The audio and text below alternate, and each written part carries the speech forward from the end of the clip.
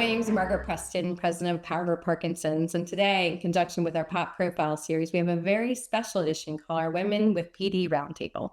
Much of what our three guests do on a daily basis is create advocacy around this disease, and we can think of no other way to really honor their work, to shine a light on the disease, their work, and of course, the fact that they don't look like what we think of when we think of Parkinson's disease.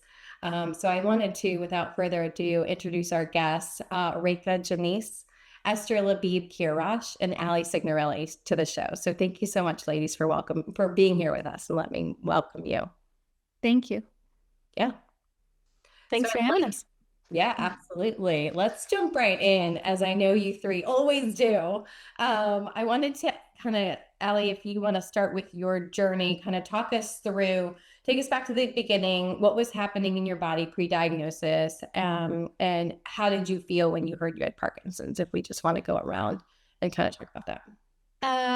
Yeah, I had symptoms for 4 years and sort of straddling the months or the years of the pandemic. So didn't get answers to what they were until 2022, but started having muscle spasms started with muscle spasms in my right ankle when I was in 2018.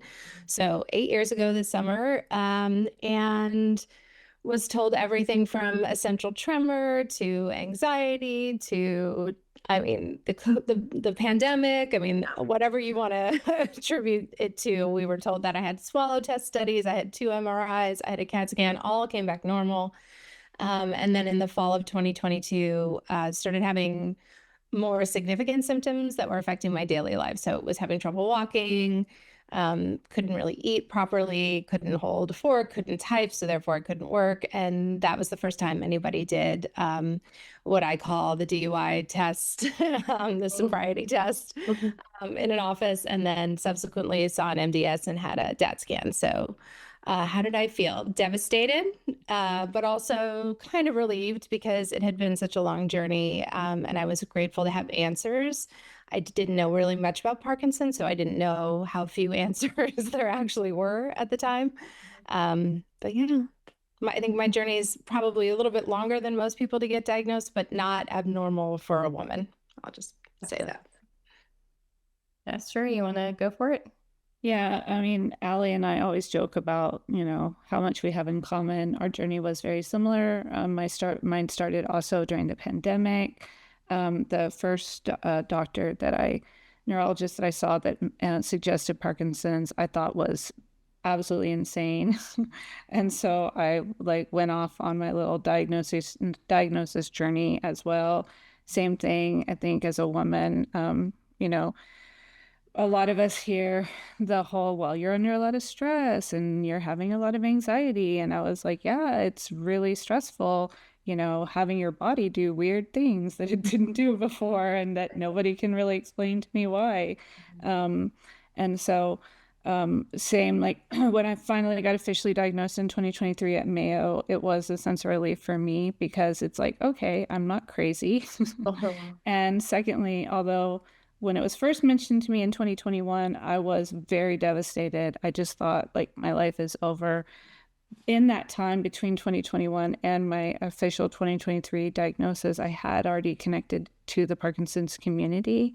And so I felt, very different, and I knew a lot more about it going into that diagnosis. And so, I think things happen for a reason, and I needed that 2 years to sort of come to terms with it and educate myself and find friends and community online. And so, as Allie said, we know with women in particular, it takes us on average of 2 years longer than men to get diagnosed.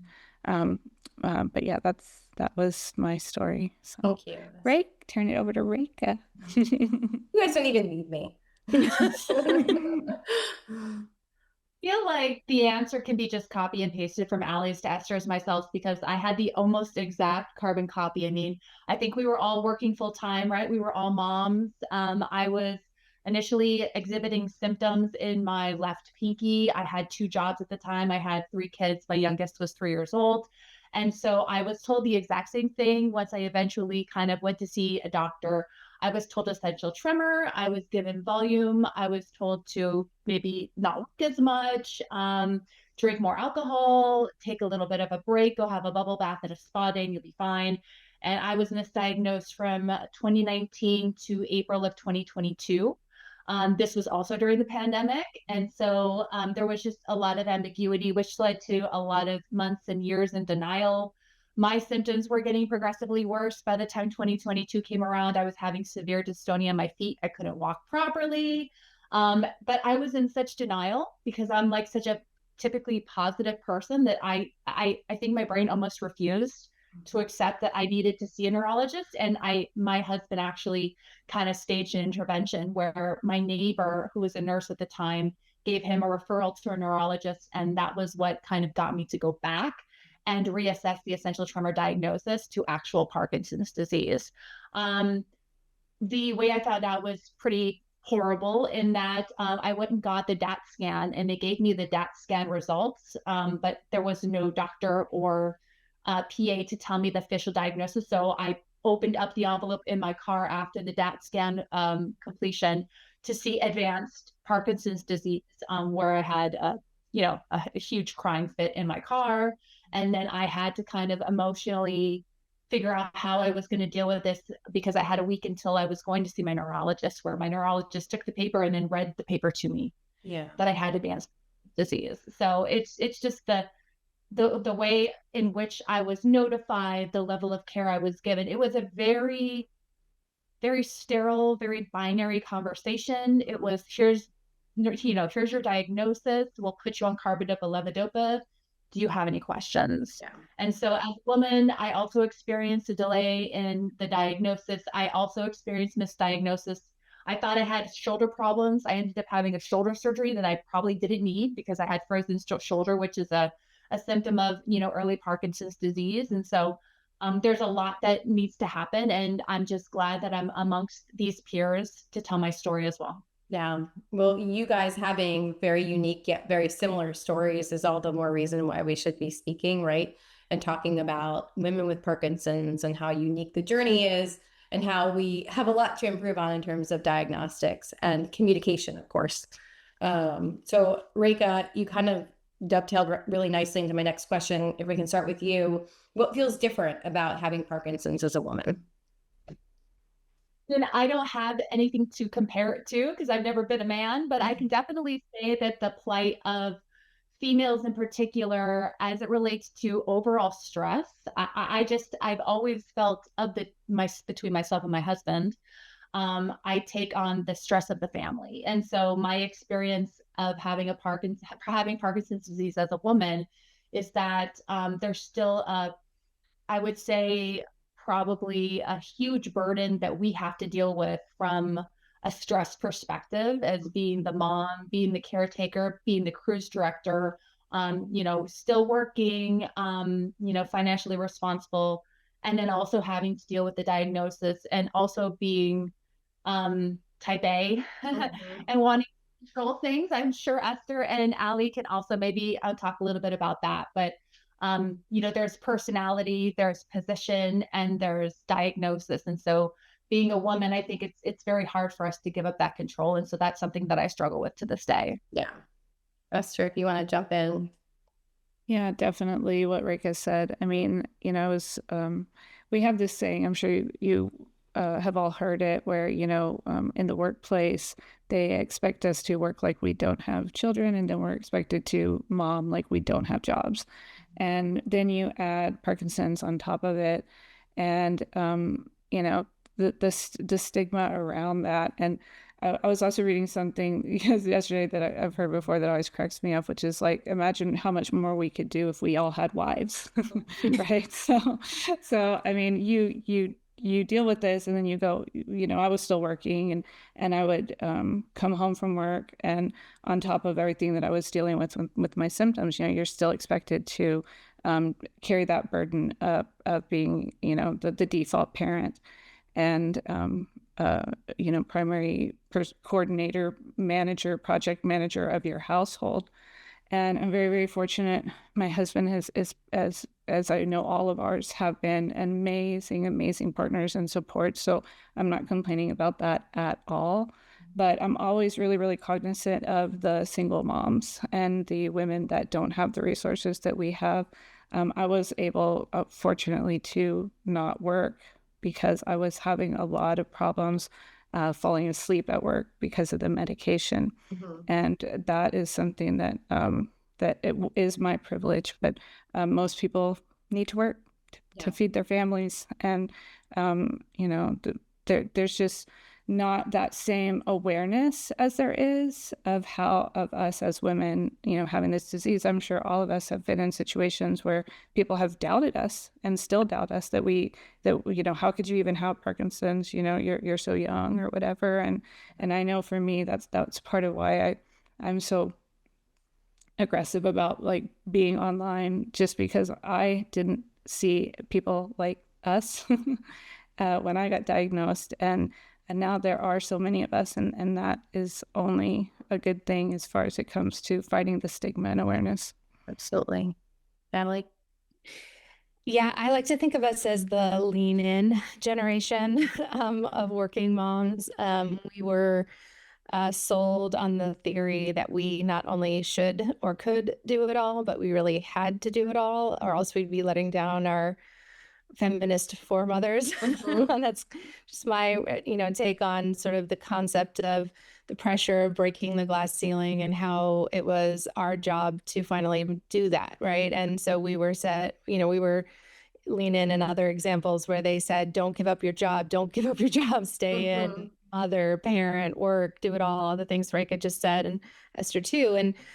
And I think, when you are diagnosed with a chronic and potentially long-term disease, the immediate net of support that is typically thrown over somebody, say, if you told the world you had a brain tumor, or for my own example, when I told people a decade earlier that I had early stage thyroid cancer, there's sort of this groundswell of reaction that your community throws over you, your family, your friends, your neighbors, that doesn't come when you tell people you have Parkinson's, because it's such a misunderstood disease. People look at, and it's a double-edged sword, right? Because we are perpetuating a little bit of that because we look and feel good. But I think all three of us try very hard to show the other side of it as well. Because I do feel like, as women, we do experience this disease differently. And that's not to discount the path that men are on or that fathers are on. They feel I see so many of them that are trying to hold down jobs. Like if my husband were to have, if the roles were reversed, we'd be in real trouble because we, rely on his paycheck primarily and also his insurance. So, it's definitely more complicated, I think, as women in some ways. It doesn't make it easier. But I do feel like there's another layer of that, and maybe we'll talk about this in a minute, but that a lot of women who are diagnosed with it not only are dealing with it, but also feel like they have to contribute to the end of it, which fuels, I think, all three of us to be on, and you, Margaret, to be online and to do the work that we do. I think we feel a lot of responsibility and pressure in these roles. That's so well said. I never thought of it like that. But when you think about a more finite situation like cancer, we're going to beat it, it's going to be behind us. People can rally because there's an end goal. And I think with Parkinson's, I don't know that sometimes communities know how to go in it long term and support people on a daily basis for an extended period of time. I've never thought of it like that, but I think that's really a really good explanation and differentiator between some of the more finite, curable things that folks can have. Esther, if I can start with you for my next question, I wanted to ask, what is one misconception you believe that kind of out there in society as it relates to women with PD? Definitely, I hear a lot about, like was mentioned before, you don't look like Parkinson's. I mean, that was literally something a neurologist told me when I saw him. I mean, I walked into his office for a second opinion, and that was the first thing he did, is just look me up and down and say, you don't look like Parkinson's. There's no way you have Parkinson's. And of course, that was what I wanted to hear. None of us wanted Parkinson's. But the fact that even within the medical community itself is still this, huge disconnect between what we are clearly demonstrating, which is that Parkinson's has no look, right? I mean, it affects young and old and black and white and all types of people. And I do firmly believe, that is something that contributes to our misdiagnosis and how long it takes for us to get diagnosed. Because I have looked neurologists in the eyes and had to try and convince them, and that's really not my job. Right. They should know better. And so, yeah, I think it's that. But again, when I got diagnosed, that's what I kept thinking. In the beginning, I was like, I've never seen anybody that looks like me that has Parkinson's, so that can't possibly be true. Yeah. And now we know better, so hopefully we'll do better. Reka, if you want to jump in. I was just going to say, I mean, a huge misconception about women with Parkinson's is that the medications that have been created and sold for dozens and dozens of years works as good on men as it does, as good on women as it does on men. That's a huge misconception. And I think Esther, Allie, myself, and the tribe of women who have young onset Parkinson's disease are slowly starting to change the narrative around that, because we're just sharing our stories. I mean, I can tell you, between luteal phase, PMS, and my menstrual cycle, I am 3 different people on the same set of medication. And so I've been very vocal in trying to share those experiences. And hopefully we can get some more funding around the study and research around how hormones interplay with the medications, because that was just something my neurologist never said anything to me. It was something that I thought I was literally losing my mind. Yeah. And I reached out to, people like Esther and Allie to say, like, what's going on? Why isn't my medication working? What's going on? Why am I having to take double the medication? There is so much that is unknown about how hormones play an integral part in medicine and efficacy of that medication, that we really, really need to take some time to research. And that's why I'm here to advocate that it's a really important and large part of my life. A week of your life, 2 weeks of your life is a long time for your medicine to not work correctly. So we definitely need more advocacy around that and more research. Absolutely. Allie? Yeah, I mean, I think there's a critical data gap. And data is so important because it drives public reaction and urgency and funding and research, frankly. And so if you don't know how many women actually have Parkinson's, because if you were just to look at a website right now, any number of the nonprofits, they say, well, it's around a little less than half of women. But how many women do we know? How many women under 45 or under 40 or who are still, ovulating and have menstrual cycles? Like, what is the data around it? Because I think that if we understood that, we could then push more research. We could push more answers. We don't even know. And so we hear things like 5% of the population of Parkinson, 10% are young onset. Do we know that for sure? And if so, how has that been ramping up? Because I keep hearing it's going to get worse, or it's the fastest growing neurological condition. But what does that mean in terms of data? Because just anecdotally, if you look at my page and Reka's page and Esther's page, you'll find 150, 250,000. I don't even know what the number is of women that are coming forward and being like, me too. I have it too. I got it too. So I think we have a critical data issue around these things. For me personally, I actually had a hysterectomy in the middle of COVID pandemic for a long time endometriosis situation. So I no longer have that aspect of it on top of all the other stuff. But I know it's such a huge issue for most women, and we need to start elevating that issue up so people are aware of what's really happening. So yeah.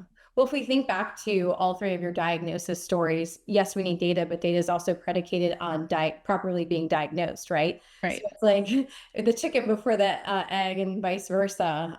Well, and my neurologist said what Esther said, which is there's no way. There's no way this is Parkinson's. He said, and I quote, it would be extremely rare, but finally, after 2 years of seeing him, he referred me to a young woman and movement disorder specialist who took one look at me and was like, I don't know what that guy's talking about, because you definitely have Parkinson's. So we need data, but we also need people. I think that would drive even neurologists to understand that it's not exceptionally rare. But agree.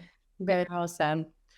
Well, Allie, if I can start with you on our next question, talk to me about Parkinson's and your identity. How has it impacted, changed? Oh, gosh.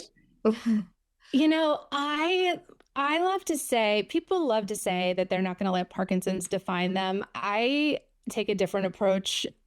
Parkinson's does define me in the same way that being a mom partially defines me, that my job, my background, where I was born, the number of siblings I have, all of these things make up who I am as a person throughout my life. And Parkinson's is part of that now, whether I want it to be or not. It doesn't define all of me. And I would put it on the scale of what's important, not even near the top, because my kids and my family and my life outside of Parkinson's are right, at the top. But it does define me now. And I feel like at some point, probably not without a ton of thought, because that's just how I operate, I made it my whole online personality. And I'm okay with that. I know full and well that there's a whole other quote unquote Allie on the outside. But yeah, it defines me now. It is part of who I am. And I'm proud of the work that I get to do with people like this, like all of you. I wish it was anything else, but it is what it is. Yeah. Well, thank you. Esther, if you want to jump in.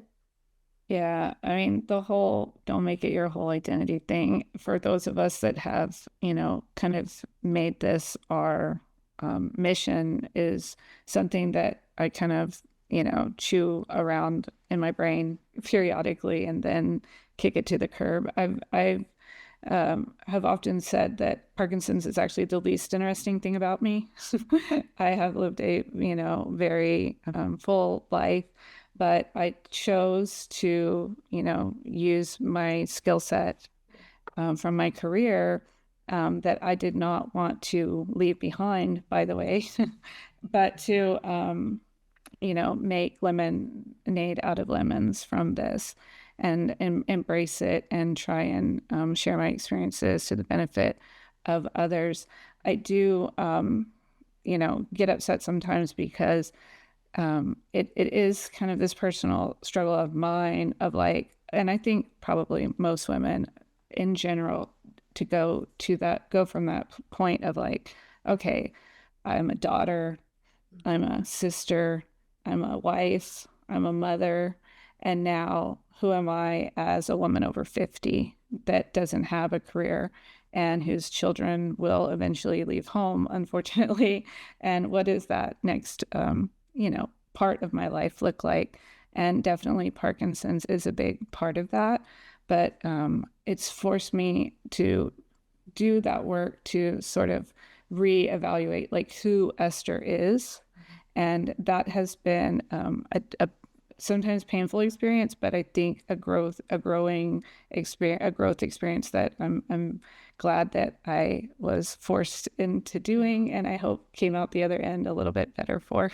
Absolutely. Reka? I'm associated with kind of my Parkinson's disease. So it really goes in waves how I identify with Parkinson's, or how Parkinson's has changed my identity. So some days I have good days, some days I have bad days. And before I joined social media, I really took a turn for the worse. My personality has always been big. I've always been the fun girl, the party person, the cruise director, the type A. But when I was diagnosed with Parkinson's disease, I spent 17 months in a black hole of depression, of anger, of doubt, of fear, of sadness. And my personality was completely muted out. It was stumped out. It wasn't until I decided to share my story, to help one person out there, to share my story, to create a why for myself, that my personality slowly started to come back. And so, even online now, after being online for 2 years on Instagram, Facebook, and TikTok, I have bad days where my personality is muted because of the disease and my identity shifts downwards because of the disease. And then I have good days where my personality is amplified and I use it as a positive thing and I try to build people up. And I think showing both sides of my identity with Parkinson's is humanizing to people because they're experiencing the same thing as their symptoms fluctuate day to day. And I also hear you guys say, yes, it's Parkinson's the disease, but Parkinson's the word is so much more than that through the work you're doing, right? While it's changed your identity, it's not necessarily the disease that's changing it. It's also the good work you're doing, the battling through symptoms every day. Like it's more than just the disease when we say Parkinson's and how it's kind of altered in a sense your identity in a good way. Yeah. And, people get really feisty when I call Parkinson's a gift, which I get because anyone who's lived through it or watched someone that they love live through it and suffer, it isn't a gift in any way, shape, or form that anyone would willingly ask for. But for me, and Esther was sort of alluding to this, like I used to think about this part of my life and was like, what am I going to do when my kids leave? Like my whole identity was soccer mom or working mom or, whatever it was that had, and I looked forward to these years when my kids would be out of the house and I thought, oh my gosh, like it scared me. Like I was like, who am I without them? So yeah. Well, and so, do I wish that again, it was something else? Maybe. Would I find as much purpose in some other enterprise? Maybe I wouldn't have found it, but I have to say, like, I receive so much back from this work and from the community that I wake up every morning grateful. I really do. And I know like people are going to hear that and be like, shut up. But I do. I'm grateful to have found women like you. I am grateful to have the support of the community. I'm grateful to do the work and try and elevate other people's stories. Like I don't know what else I would be doing right now, but I'm grateful for it. So, Allie, I might have told you this or my dad might have told you this, but every year on his diagnosis anniversary, he'll have a little party and a little like hoorah because he views it in the same way. Now it's progressing, it's getting harder, but he was working 24/7. He was going strong, probably till the day he died. And this kind of recalibrated him and he views it as a gift because we've been able to start the foundation and serve others. So I understand what you're saying is it a gift that we necessarily really wanted? No, but it's a gift in that we've been able to provide and give meaningful work and give back in ways. Yeah. Well, and I just want to say that I want to piggyback on what Esther said earlier. It's not easy. I've chosen to have this outlook, and I know Reka and Esther have too, and your dad, but not everyone has the support. Not everybody has the spotlight. Not everybody has a loving partner who supports me financially. So, and a community of family and siblings. So I'm always trying to couch that to say, for me, I have found the gift in this. It is definitely, and I don't want to belittle what other people are going through because I've seen the worst of it. I literally have seen people lose everything they have, lives, spouses, money, like career. It is not a joyful, it is a terrible, awful, horrible disease. So I just want to make sure I caveat that gift talk. Yes. Thank you. Absolutely. Well, I appreciate all three of your outlooks and the way you're navigating this because I know it's not easy. Reka, if you want to jump in for our next question, I wanted to ask, what symptom do you struggle with that people don't see? If you were to shine a light on one of those symptoms. Quite easily, all of the symptoms that happen below the camera, right? And it's like literally things below the neck that are happening right now. Yeah. There are so many that you can't see or you don't see, or we have become experts at hiding. I think the biggest thing is like the emotional and mental load. The emotional and mental load of Parkinson's and having a chronic disease that, again, because most of my life and most of my job is on conference calls. And so I can very easily manipulate the presentation of myself. But what's happening underneath the camera, it is so important. And us as women, we have literally been told our entire lives, put makeup on, dress pretty, brush your hair. You're perfect. You're beautiful. You don't show the struggle, right? And so that's been ingrained in us since we were children. And now it's like, okay, well, now hide the tremors, mask the face, deal with the bradykinesia, don't show the dyskinesia. And so a lot of things that we deal with are the physical, and as a woman, masking those, because that's always what I've been taught to do. And then there's the mental load. The mental load is a huge load, and there are so many people out there who are dealing with the mental impacts of Parkinson's disease. These are the things that you don't see, even when the meds are working perfectly. Mm-hmm. We're dealing with the mental load of this disease, and that is unfortunately something that is so deep, and something that we all have to struggle with every day. Absolutely. Esther, if you want to jump in on. For me, it's definitely fatigue. The fatigue that I experienced in the beginning was, I mean, first of all, you don't really know what it is. You're just like tired all the time. And then I got on the medication, and as I mentioned before, I had what was almost like narcoleptic fits, where I would just like fall asleep, be at my desk, fall asleep in my car. It was really scary, and a big reason why I stopped working. Now that I'm home, I mean, my morning on time is good and everything, but pretty much like clockwork every day at 2:00, it's like somebody just took a syringe and sucked all the energy out of my body. Like I literally cannot move. I will sit down and really even struggle to get motivated to get up to go to the bathroom. And it is because it is very cyclical and related to my medication timing and my body's natural rhythm. I don't even have to look at my clock, my watch. Like I know, I'm like, oh, it's 2:00. It's that time. And for me, that corresponds with around when my children get home from school. And so that is probably one of the hardest things that I struggle with, because they see that, and that I try and push through it. I try and, take an extra dose or whatever, but it's like knowing that I had energy to do things that I love that just isn't there, and kind of having to come to peace in terms with the fact that that is just my reality now, and that I my family is aware of it. They understand why I'm like that.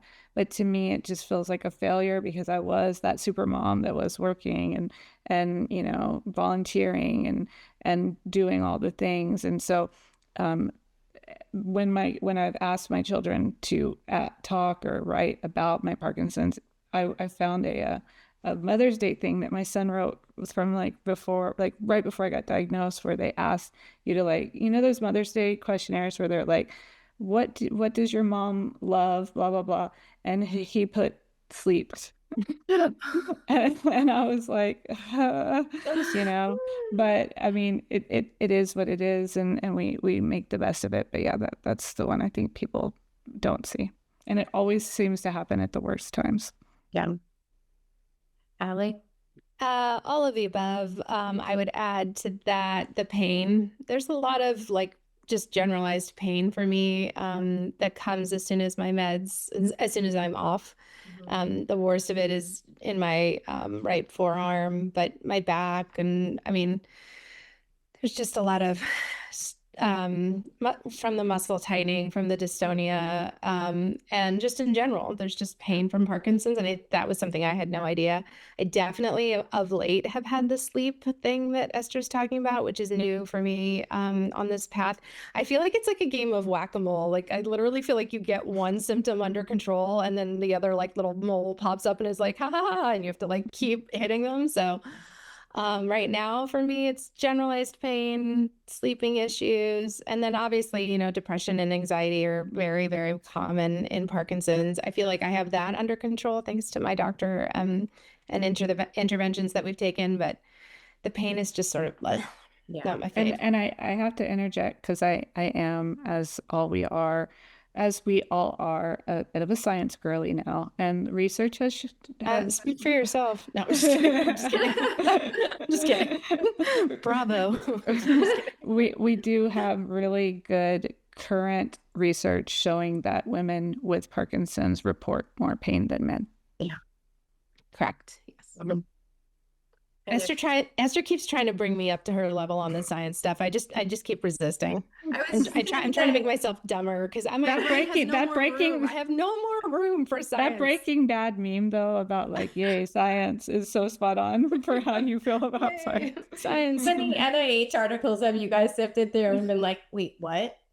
Or like reread a line just to like make sure you understood exactly what it was saying. It's like I always say I'm accidentally in this business, but I just change it, but I'm trying my best to hang.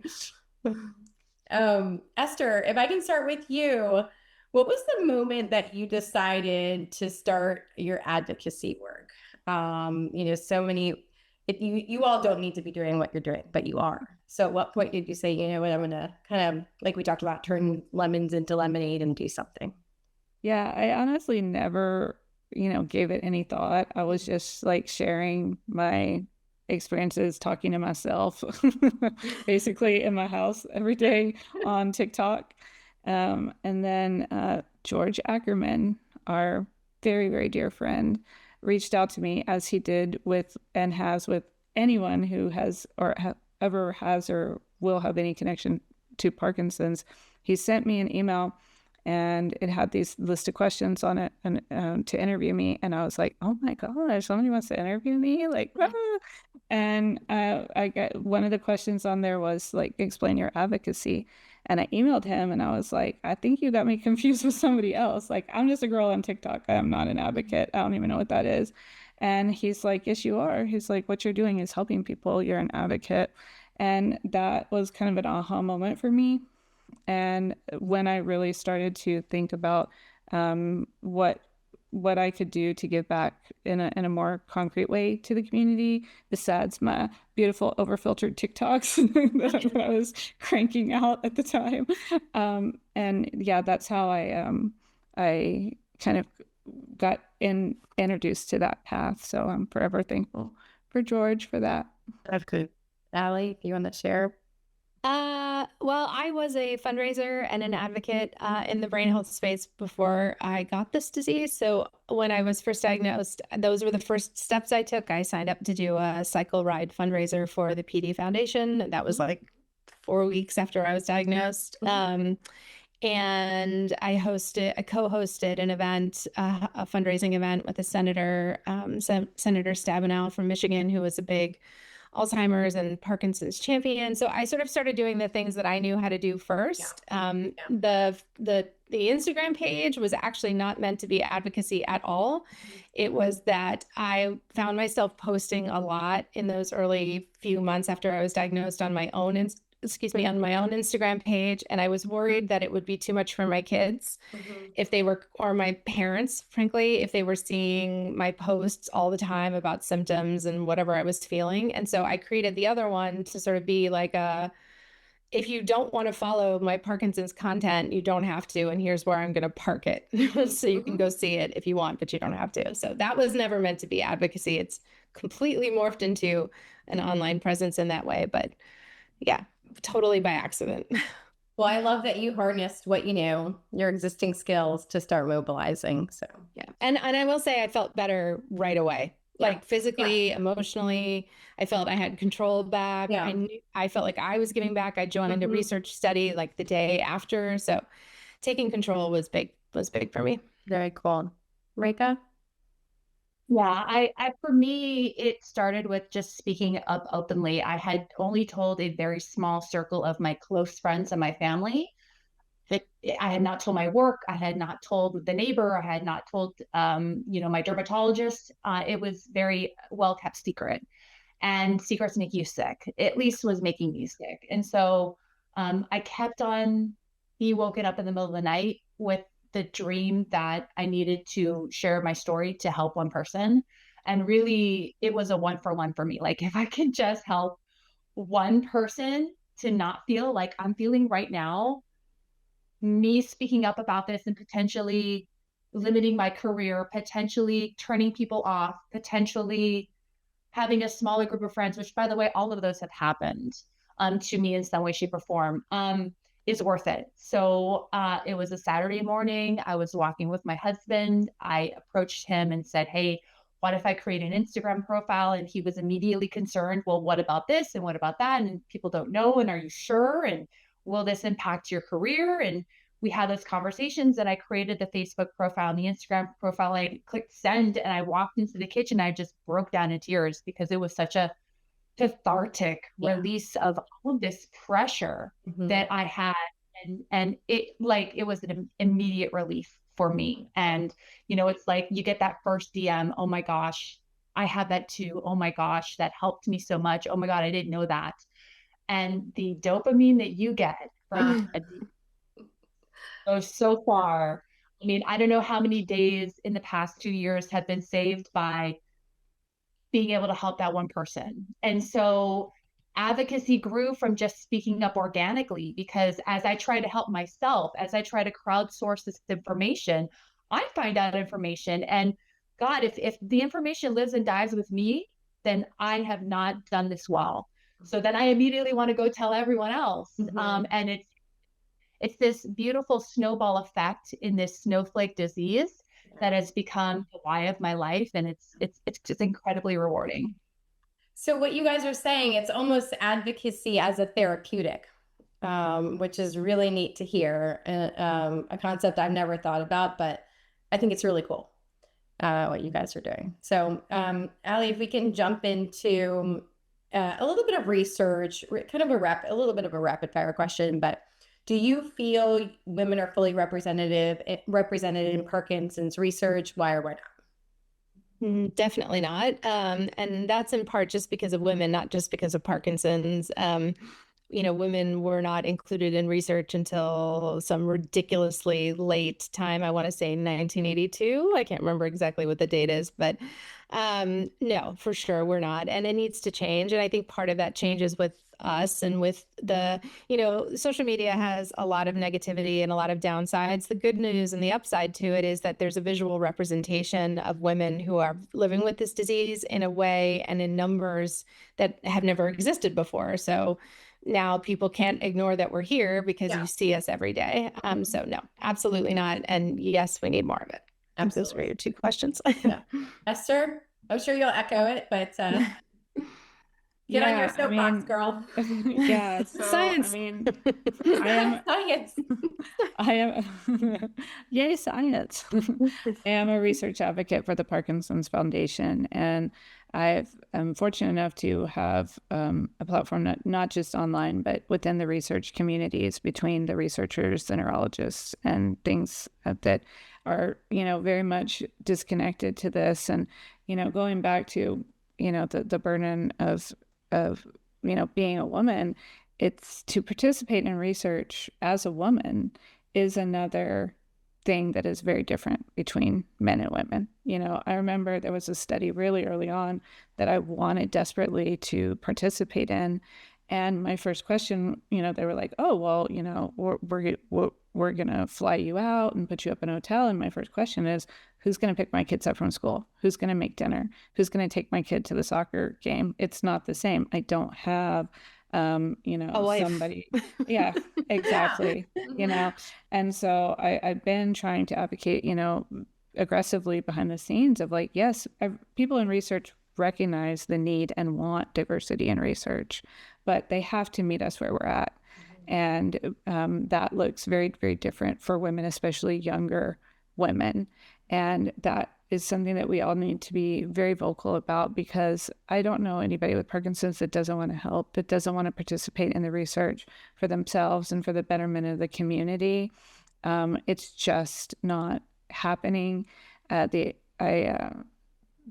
It's just something that we need to, keep pushing for. I'm really optimistic seeing what's happening in the larger brain health space with women overall.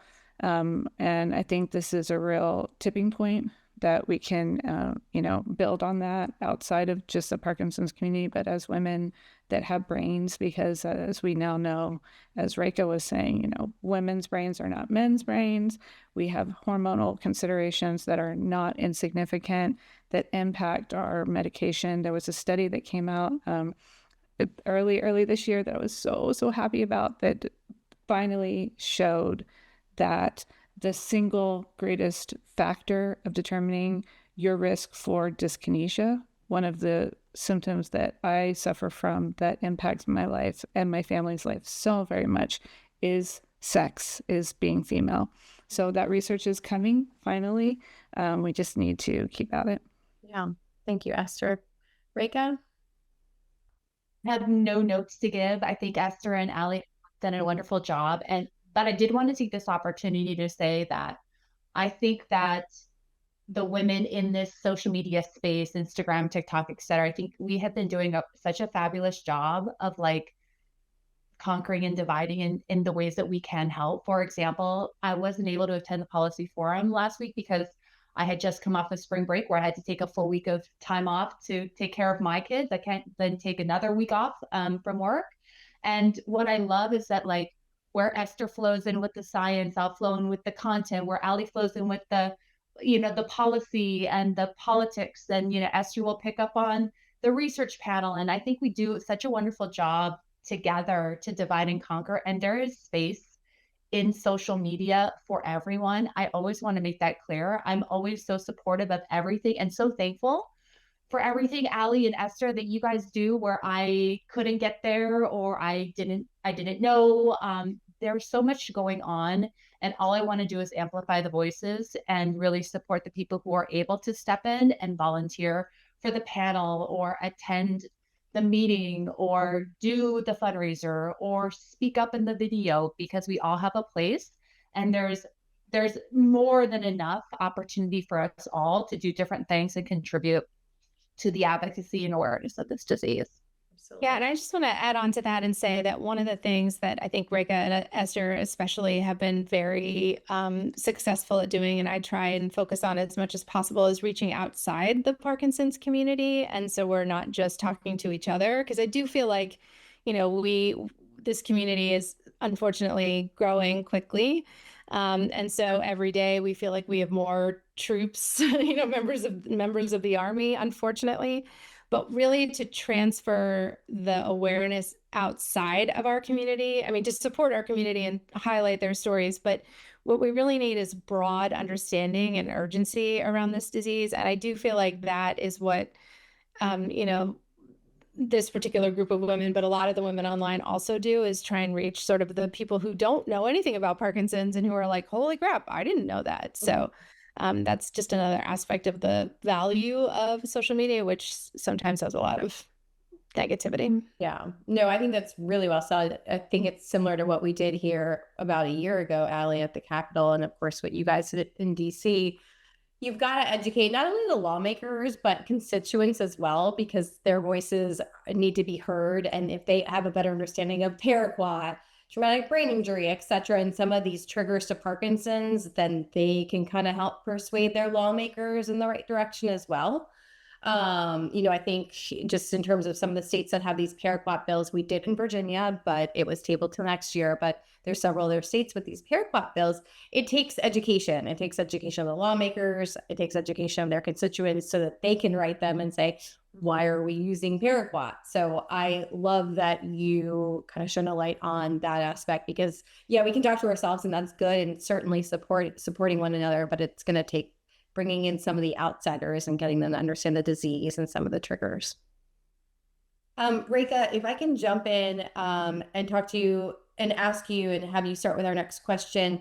We think of Power Over Parkinson's, our name, POP, as more of a verb as we kind of started our foundation 8 years ago. We really wanted to be action oriented, getting people moving through exercise, et cetera. So define what it means to you and how you power over Parkinson's. Literally power over that effing Parkinson's every single day. You guys know. And I wake up before. That might be the title of this interview going on YouTube. Powering every effing day. It's like love is a verb. You have to put that into action. Power over Parkinson's. Sometimes it really just takes the sheer will of doing what you need to do to get it done. And there is so much that needs to be done in a typical day. I spend a lot of time in my head in the present, just trying to walk another step, just trying to open a door, just trying to tie a shoelace, just trying to do a box jump. It doesn't end. And so power over Parkinson's is really an internal dialogue that I need to have with myself to not only get through the present, but also put myself in a position to withstand the future, which is inevitable. I mean, there's been such a debate. You don't die from Parkinson's disease. You die from comorbidities of Parkinson's disease. And what I will say, I'm not here to end that debate, but what I will say is that I have a long amount of time left on this earth. I got this disease very young. And so I am constantly thinking about power over Parkinson's, and that for me is number one about movement and exercise. So I very much passionately believe about that. Believe in that. Absolutely. Allie, you want to jump in? Yeah, I know this wasn't your question, but I too have a complicated relationship with the idea that Parkinson's isn't fatal, and I clung to that very, very tightly. I still cling to that because it gives you hope when you're first diagnosed that this is something you can potentially overcome or live a normal, quote unquote, normal lifespan. I think there's some disservice to it, though, or it does some disservice to the community because you can't, you can do your best to power over Parkinson's, but until there is a disease-modifying drug or there is a cure, it's going to eventually win. Now, you may outlive it and you may be 89 and, die from, as Reka said, a comorbidity. But the truth of the matter is that until we accept the reality of the difficulty of this disease, which I've seen comes often from even a simple designation as potentially fatal or fatal with a comorbidity. I know that that's a very touchy subject with our community, but I saw this switch happen in Alzheimer's. When I first started working in the Alzheimer's space, it was not listed as a primary cause of death. It was designated as such, or it could be listed, but it had to be listed with what the actual cause of death was. So it was listed sort of Alzheimer's or pneumonia due to Alzheimer's or something due to Alzheimer's. And I think until we make that switch with Parkinson's, again, I hate to keep harping on data, but we don't actually have accurate data over who is dying with this disease because people's death certificates say they fell. They fell because they had Parkinson's, you know what I mean? So I don't want to steal people's hope, and I think hope is vital to living a long life. I do think on a technical front, we really need to visit that issue because it's going to kind of be part of the reason people say things like, oh, that doesn't kill you. Yeah. Well, yeah, I sure don't want to live 45 years in pain either. Right. So it's complicated. I love the idea of power over Parkinson's and everything you're doing. I just think, in some cases, we need help, and there's just at some point we're not getting it because people have a misconception about what this disease really is. Absolutely. Esther? Well, this is going to sound weird, but I feel very empowered by Parkinson's in a strange way in a lot of areas of my life that I did not expect. And when I got diagnosed, but when the first time it was suggested that I might have Parkinson's, I felt very frail, very weak, very vulnerable.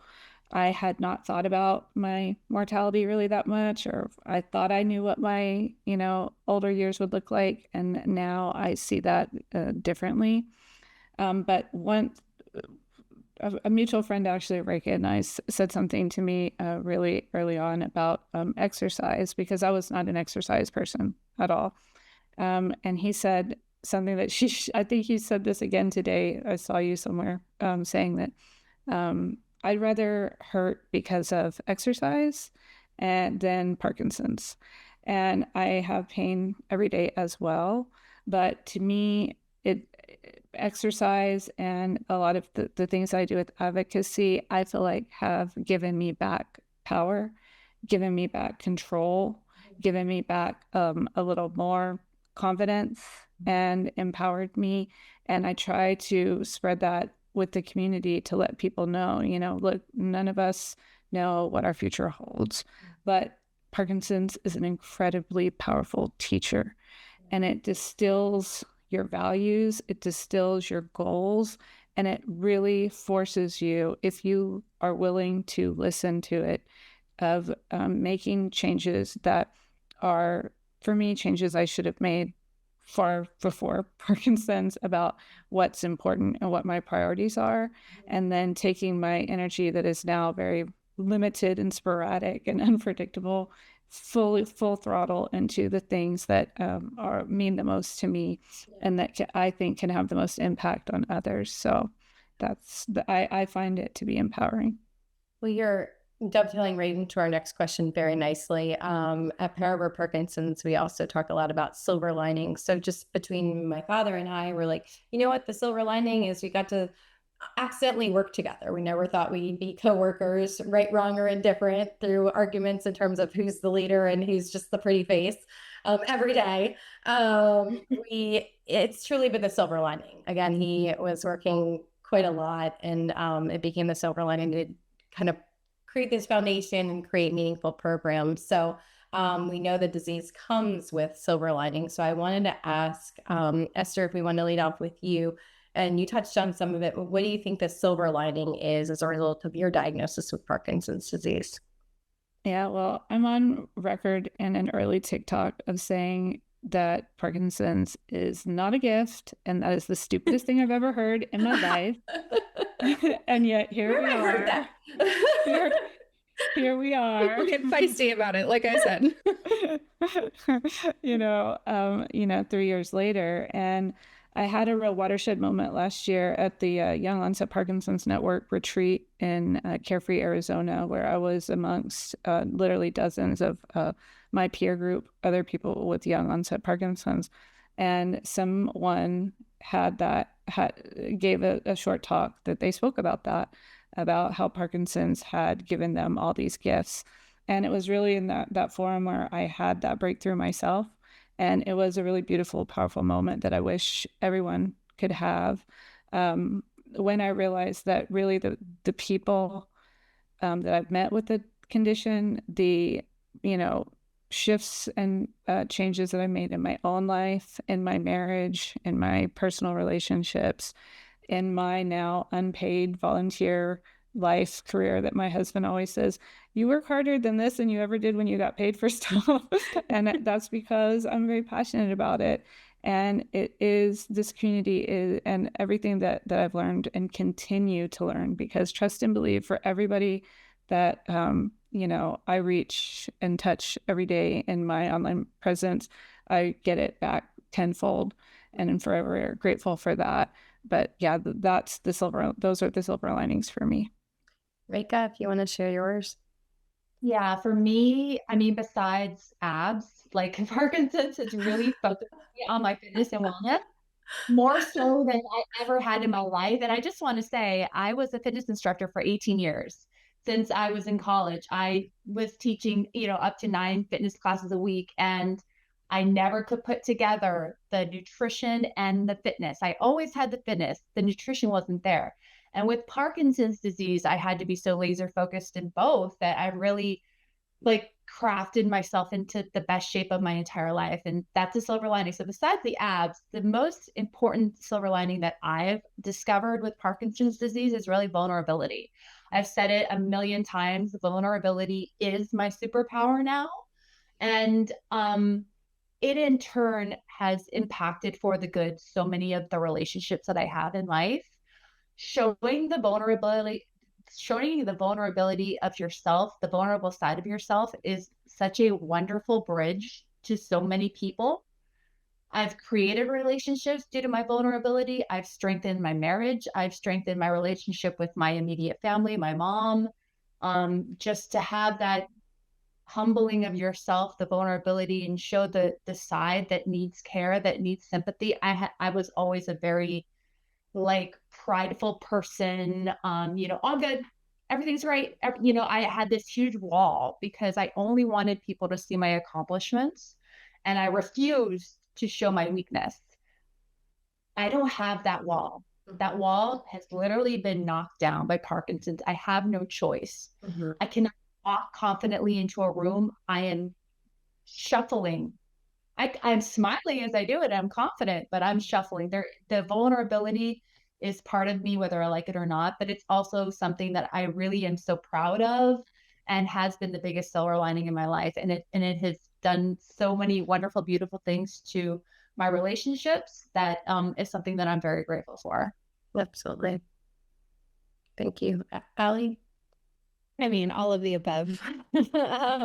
I would just add to that the friendships that I've made since being diagnosed. And I attribute that to the advocacy work and being online, not so much the actual disease, but just being able to wake up every morning and know that I have this, I think Reka called us a tribe earlier, a tribe that I could reach out to that understands what I'm going through, that whether they're care partners or people living with the disease that are, lifting each other up, I think is just an incredible, I hate to say it, Esther, gift. Sorry. We'll have a whole nother interview. Yeah. We could do a rage one. That would be fun. What we hate about Parkinson's. And then if we got really interesting, we could go live on Instagram and see everyone. No, just kidding.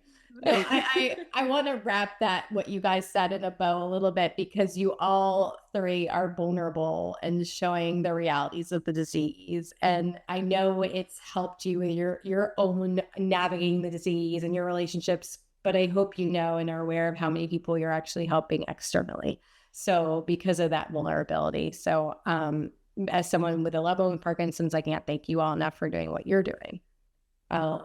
So I wanted to wrap up with a little bit of a fun round. If you guys have anything to write with, paper, whiteboard, or anything like that, I'm just going to throw out a little phrase and you're going to write the first thing that comes to your mind, because we're going to have a little fun because we need to. So when you're ready, is everybody ready? Thumbs up. Okay. I'm just going to throw it on. You're going to write the first thing that comes to your mind. One word that describes your journey.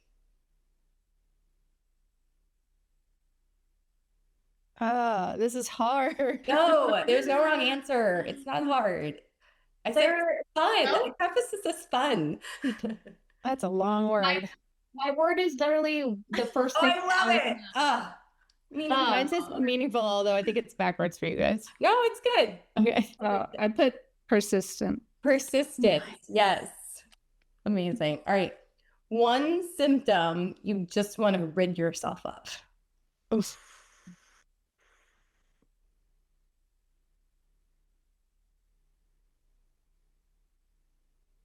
You read that? Tremor, fall, and dystonia. Okay. Actually, if I had to pick one of the worst ones, though, the esophageal spasms by far, but that's a whole other conversation. I can't spell that, so Yeah, right. Hilarious. Okay. One thing that gives you strength.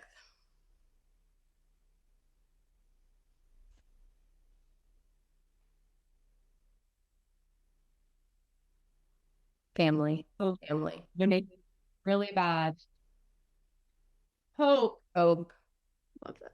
Amazing. All right. One thing you are proud of.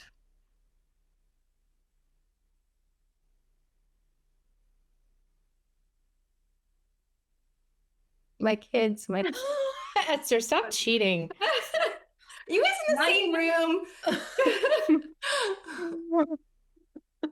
Did you have a blank paper, Reka? No. She has too many things that she's proud of. I know. I feel like it should be your glutes, girl. Abs. Hello. We'll see it for you.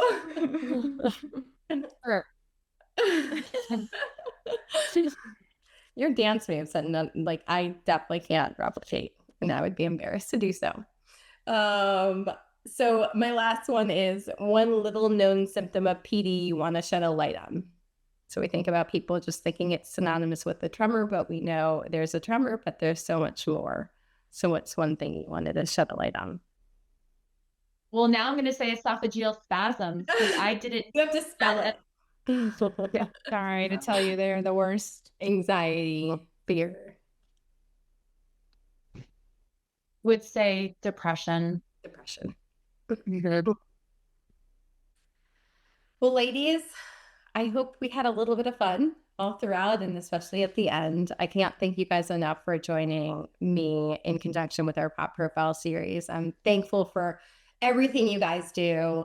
You guys have shared your lives with all of us to hopefully create so much more awareness about the disease and make an impact. And you guys are making an impact. So personally, I want to thank you. And I know our community is so grateful for each and every one of you. Thank you, Margaret. Thank You're doing a you. great job too. And I vote for a women's retreat next year. Like we should do like a spa. Reka can lead us in jazzercise. It'll be great. I'll be by the pool. Water aerobics. Wouldn't that be fun? I feel like someone needs to sponsor a women's PD retreat.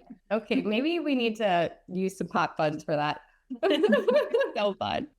I'm sorry, my dad's not invited. It's just so No, sorry, Dad. no boys. Sorry, No Dad. No boys.